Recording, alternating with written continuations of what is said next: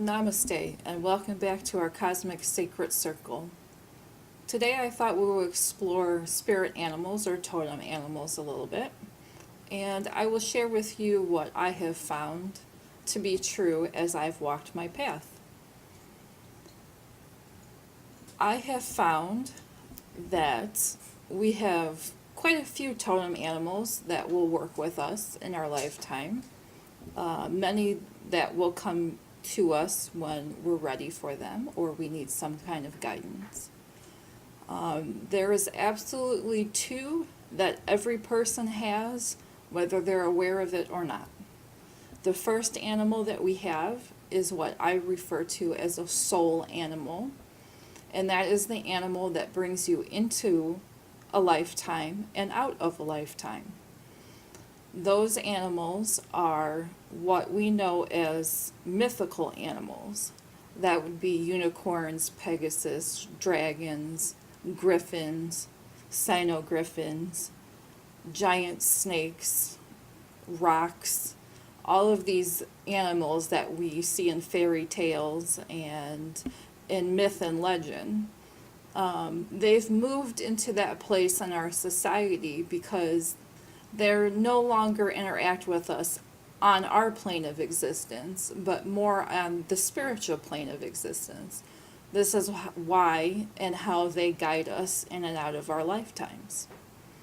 When we enter into a lifetime, we are given a lifetime animal. And many times, these lifetime animals are animals that are on this plane of existence with us. We can have a similar totem animal as someone else, or we can have something that's different.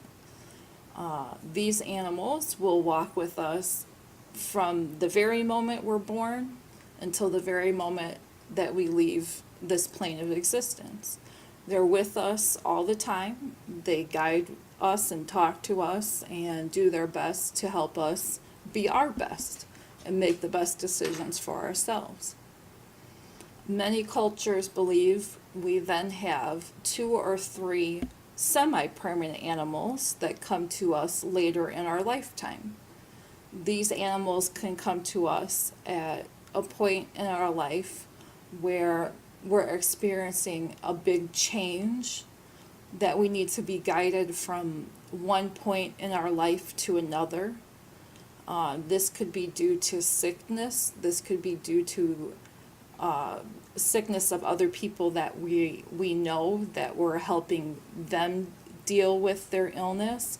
It could be guiding us to a new part of our life out of a relationship, a very long-term relationship, a new place to live, anything that's going to be a very big change for us, and we're going to need guidance through that. So, like I said, many cultures, that could be 2 or 3. So you could have your lifetime animal could be a bear, which mine is, and my bear is visiting me in my sacred space today, which he does quite often. So Bear walks with me always, and I am very grateful for Bear. And one of my semi-permanent animals is Crow, and Crow came to me when I was sick, and Crow has been with me ever since. Crow also helps me with my tarot readings and guides my messages to the divine, and also returns messages to the divine to me. Another semi-permanent animal I have is an owl. An owl helps me with my occult studies and my magic studies, and she points out things to me that are of importance for me now. Things that I should take in and use, and she's even pointed out things that are not important and I should let go. As we establish that's important, as you move through your life, things can no longer serve you, and those things must be let go. Other than those animals, we can have other animals that come to us when we need to learn life lessons. One of those lessons could be patience. It could be understanding of others. It could be acceptance, love, there's a great many little lessons that we learn through our lives that these animals can point out and help us do. It's important to know that these spirit animals can come in big forms, whales, and even as small as the littlest tiny ant. Ant holds great wisdom and great power, and sometimes we need to be reminded of those types of things. So now everyone's asking, how do I get in touch with my spirit animal? What's mine? How do I find it? The most simplest thing to do is to think back in yourself and ask, do I have a favorite animal? Is there an animal when I was little, when I went to the zoo, I have to see this animal first. I have to see tiger first. Let's go see the tigers. Where's the tigers? And if you can't think of anything that way, is there an animal that's always coming into your life? Does everybody always give you stuffed cats? Does somebody always give you bird feathers? Have you always been surrounded by fish? What creatures are prominent always in your life? What can you look around and see? If you live in a city, if you're in a place that's crowded and there's probably not many animals, are there animals that you see a lot on TV?